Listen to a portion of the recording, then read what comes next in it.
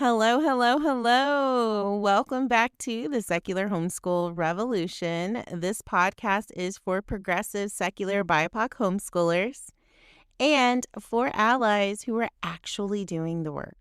And this podcast is some of the work, but it's not all the work that you should be doing. I am your host, Ashley, and I'm so excited that you're here.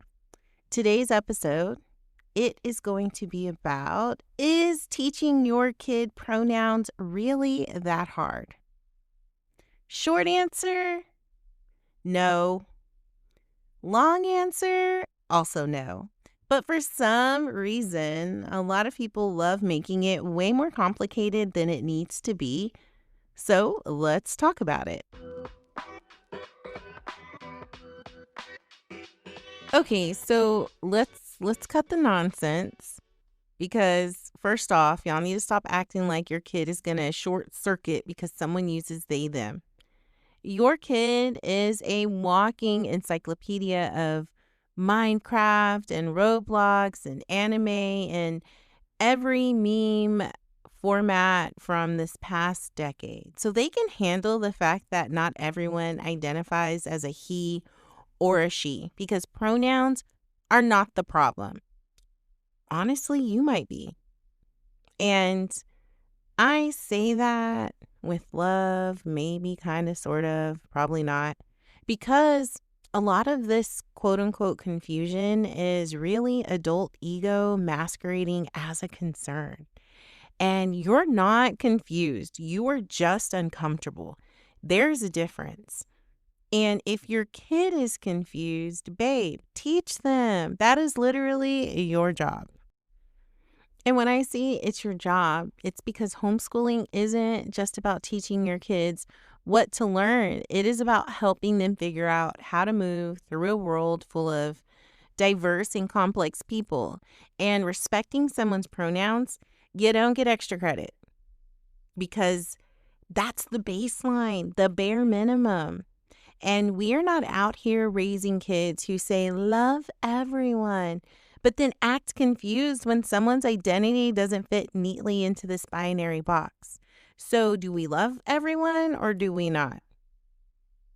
And when we talk about inclusive learning, that means we're teaching our kids that gender isn't fixed or it's binary, that people get to define themselves because that's their right, and that pronouns are not a preference. They are a part of who someone is, and using the right ones isn't optional. It's necessary. All right, so I know that some of you are thinking, but what if I mess up? Babe, I promise you, you will. I have plenty of times I've said the wrong thing. I've defaulted to old language. I've caught myself making assumptions. I've used the wrong, overall just used the wrong name. And when it happens, I have a little bit of this thing called accountability. I own it. I apologize for it. I correct it. I move forward. And I do better. And I do better because that's the real lesson. I want my kids to see that. And they don't just hear me say, respect people's identities. They actually see me practice it even when I get it wrong. And that's what sticks, my accountability here. And I'm modeling how to fix the situation. I do want to get into apologies because as I've gotten older and wiser, and I've been in therapy and marriage counseling, I have come to realize that people do not know how to apologize, and often it comes off as very toxic apologizing. So let me dip my toes into that for a second. So let's talk about, say I misgender someone and I get called out. What do I do? What should I say? Well, what I'm going to say is thank you for correcting me. I am sorry. I used the wrong pronoun. I will do better moving forward. Okay, so here is a toxic apology. Oh my God, I am so sorry. I feel terrible. This is just so hard for me.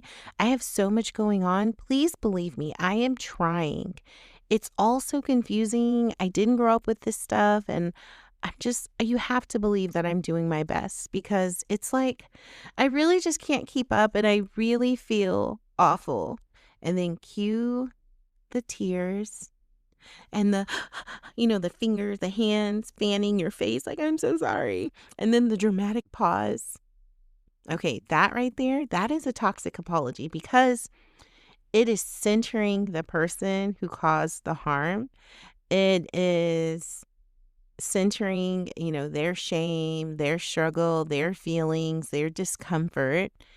And the person who was harmed feels like they have to comfort the person who caused the offense. And that is not accountability. That is emotional outsourcing. A real apology does not require that the other person manage your guilt.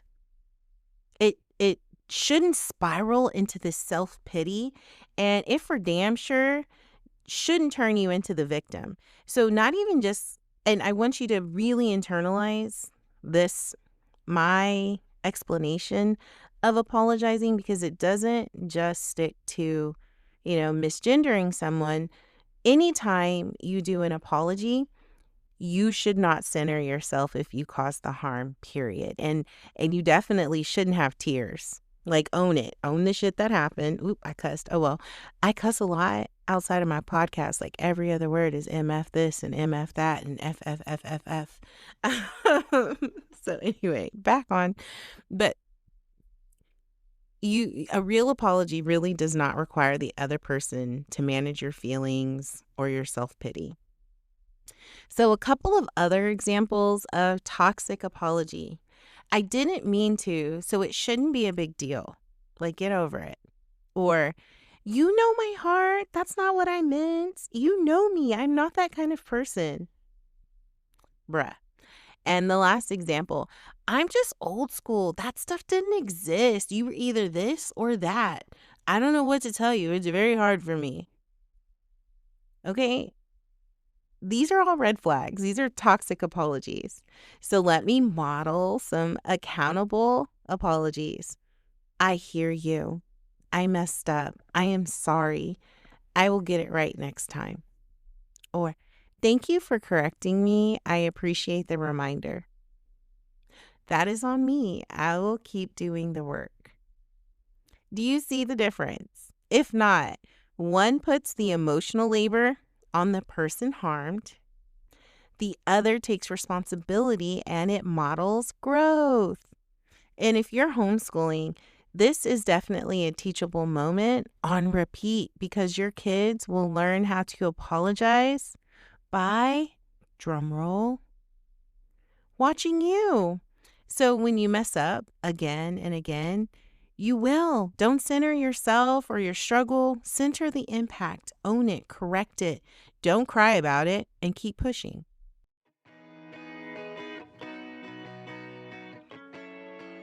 I want to be petty for a second. Some of y'all, including myself, will defend your kid's right to be Captain Tyrannosaurus Rex Rainbow Sparkle Ninja Warrior because that's what they like right now. Like my kid, he wants to be Spidey Catboy sometimes. And I'm like, oh, okay. And then he will tell people, my name's not Langston, I'm Spidey Catboy. And I'm like, please call him Spidey Catboy, right? But then a lot of you will turn around and act brand new when a non-binary kid says, hey, I'm a they, them now. Please make it make sense because it's it's too hard, it's too much. Babe, it's not. Chill out. Because respect is not a reward for people who match your worldview. Respect is a minimum requirement. And let me put it plain. You don't have to understand someone to respect them. You don't have to, quote unquote, get it to say the right thing. You don't even need a PhD in gender studies to say, what are your pronouns? And mean it. It's really not that difficult. What does that look like in real life? So let's talk about the how, because it's one thing to say, teach your kids about pronouns, but what does that actually look like in a day to day in a homeschooling setting? So I'm going to break it down or offer you guys on how I do it with my kids. So first, we start with books because books are everything. They are the gateway drug to empathy. That's where kids can meet people they've never met, live lives they've never lived, and they get to care about experiences outside of their own bubble. So if your bookshelf is still looking like it only has white crayons inside the Crayola box, and every story features a boy saving a girl while everyone is straight and cis, you definitely have some work to do, friend. And that's okay. You may have not known, but here we are. We're learning together, right? So in our homeschooling journey, we feature stories who, we choose to reflect the world we actually live in. So it's not this sanitized, whitewashed version of it. Our bookshelf is very diverse, and not just in color, but in stories. So again, our home library includes they, she, he, me, free to be. And again, it's a book about pronoun possibilities and the reminder that identity can be fluid, especially in like the family context. And what are your words? This is a story that really hits home, or they do a really good job at trying to make you understand that pronouns are deeply personal, and it's okay to ask and get curious and explore. And the third book that I have to offer you is It Feels Good to Be Yourself. And I guess I would say I would start with this book because it is powerful. It is a powerful introduction to gender identity, especially for young readers, like I would say 3rd through 5th grade. And it doesn't talk down to them, and it honors their ability to understand and to care. And I would it's not too babyish, and it's really good, like, hey, this is what it is. And I'm not gonna lie, sometimes we do reread these books even when my kids have aged out of it. Also because, like, if I've read the books to all my kids, it sometimes is received differently. Say if like Parker reads it to like Kari or Langston, or Kari reads it to Langston. And then if we revisit it, say a few months later, well, life has happened. The world has expanded. So it may mean something differently to them, or they may understand it at a deeper level. So I think the message still lands, and they still get that representation. So it is okay to revisit a book. And books are just the beginning. We keep the conversation going, and it's not once a year and not during Pride Month, or especially when everyone was like shock and awe and we all know Target's been on some BS. But whenever like conservatives got so upset with Target that they had a big Pride section, so the following year Target had like one end cap. Like, and then everyone was like, oh my gosh, Pride Month. No. We don't do it when it's like this shock and awe moments. We talk about it in, very casually, very, very part of our everyday, because this is part of our culture. It's not just a curriculum. And we weave it in during like character analysis and casual dinner conversations. And I would say our overall like friend group or the people our kids are exposed to is very diverse. And so they've had to not, I mean, they've had to use pronouns for a while. So it's very much real in the people that they interact with. And we even talk about the injustices the queer community faces and the laws. I believe Texas recently tried to pass over 200 anti-LGBTQIA plus bills, and I don't know, like 190 of them got shot down. So we talk about that, and we talk about how those laws would impact the community and our loved ones, right? And our friends, our neighbors. And, and another way we can bring it up is like, hey, remember, quote unquote, Jordan uses they, them now. Okay. And that's just offering them a gentle reminder. And even reading it through stories, we'll say, what pronoun does this character use or identify with? Do you think everyone's respecting that in the story? Or why do you think it's important we ask before assuming? And I've even will say, hey, have you ever heard someone misgendered? Was it handled well? What would you do differently? Or what would you do if that happened again? That way it's not a lecture, but it's just how we talk. And we have that connection of truth and honesty and comfortability. And we don't make it awkward. We don't pause and change our tone. Like, okay, now this is very serious. We don't do that because we're normalizing it by being normal about it. And our kids will take their cues from us. So if you act like it's weird or controversial, they'll internalize it like that. But if you keep it authentic and real and respectful, then they're going to mirror that too. So we also make sure our kids know that learning is ongoing, that it's okay to ask questions, but do it respectfully. And if you get corrected, apologize with some accountability and try it again, because this isn't about being perfect. It's about being intentional.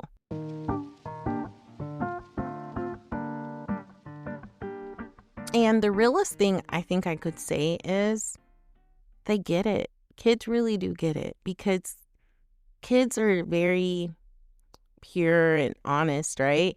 And they don't have all these layers of defensiveness and egos as we do, as adults do. I feel like they're naturally wired for fairness and truth telling, and they want to do right, and they want their friends to feel safe and seen. It's just the jacked up world that can sometimes skew that, but I think inherently kids are just so good and honest. So in our homeschooling, respecting pronouns isn't just a lesson. It really is a part of, how we live. And it's like putting your dishes in the sink. It's saying thank you. It's being kind. And it's okay that it's not performative and you respect someone and their identity when no one's watching, because that's what it looks like in real life.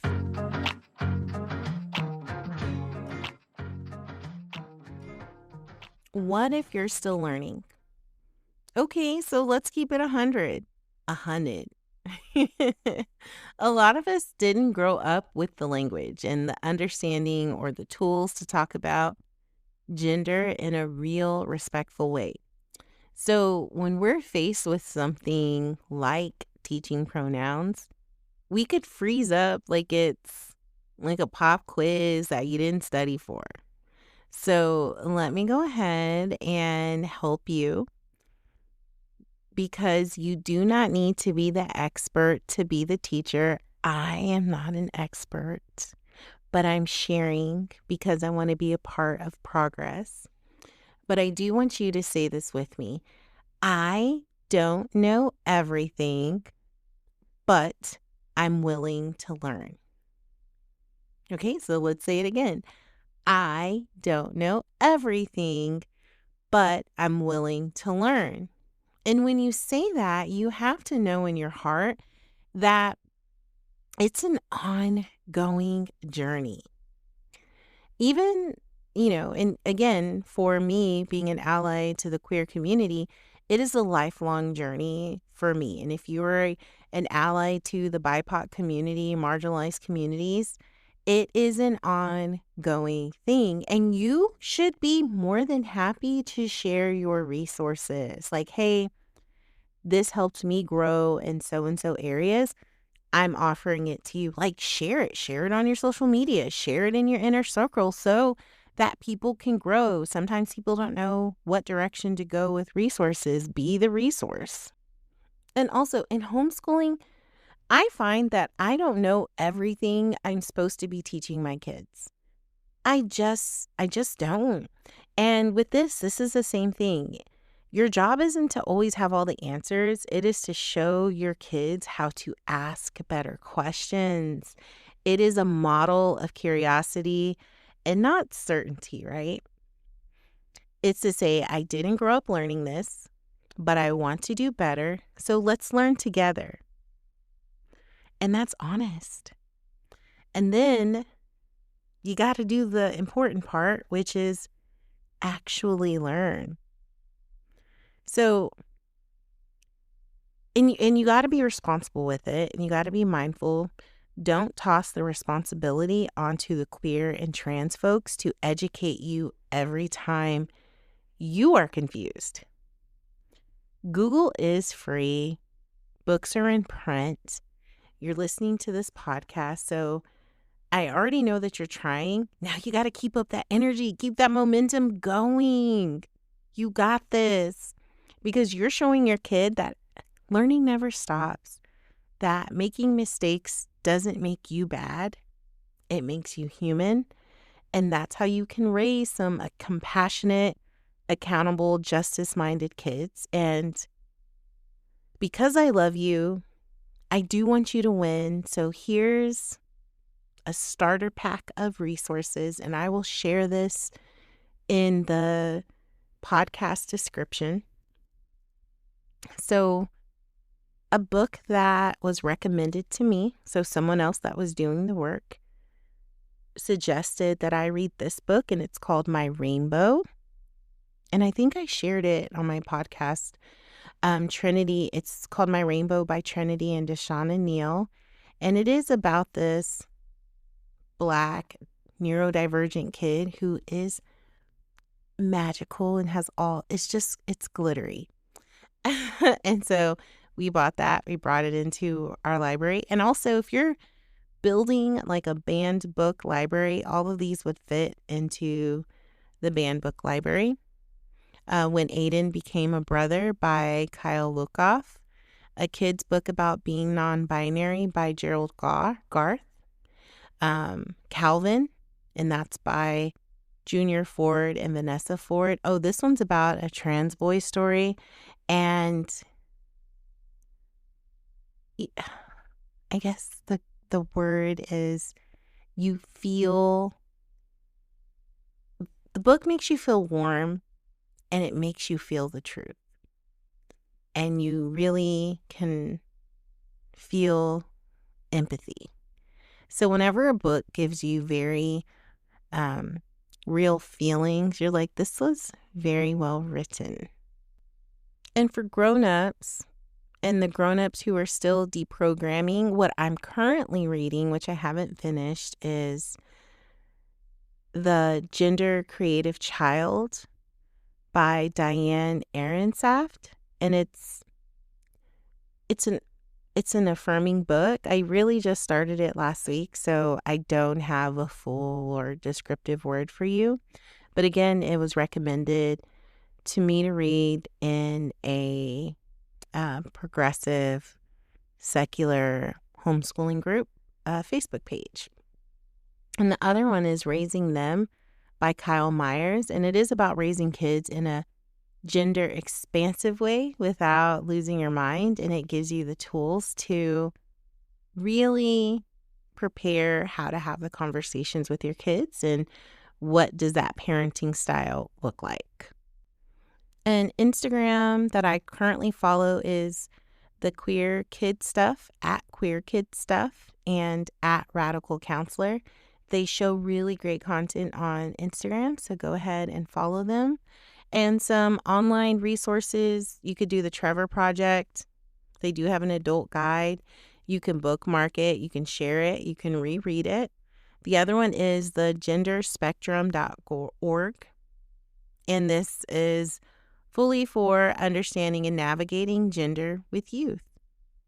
I believe in you. I know you got this. And most importantly, your kids need you to get this because they need these skills to navigate throughout the world. As long as they don't need to see you doing it perfectly, but they do need to see the intentionality behind it, because the world will try to teach them shame. And you get to teach them liberation. My final word on this is get out of your own way. Because if your kid can remember Pokemon characters and their evolution, like Charizard evolves into Mega Charizard X when exposed to Charizardite X, then they can learn they, them. This is not about difficulty. This is about whether you are willing to prioritize someone else's humanity. And if you call yourself an ally, or you say you're raising inclusive kids, or you use progressive as a part of your homeschooling identity, then this is not non-negotiable, period.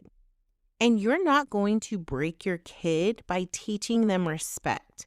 But you might break someone else's if you don't. And that's a lot to truly think about.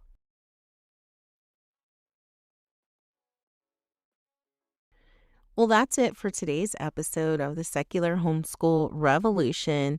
You guys, this ain't your average homeschooling podcast. This isn't your average homeschooling podcast because we're not out here teaching civics without teaching humanity, or doing read alouds without doing some real ass accountability. And if you learned something or felt seen or just felt like you grew a little bit, that means this episode did its job. Please share it, talk about it, bring it up in your next co-op discussion. And please remember, we are not raising compliant robots. We are raising people who see, honor, and uplift others. And until next time, stay curious, stay bold, stay revolutionizing your home education, because there's still work to be done.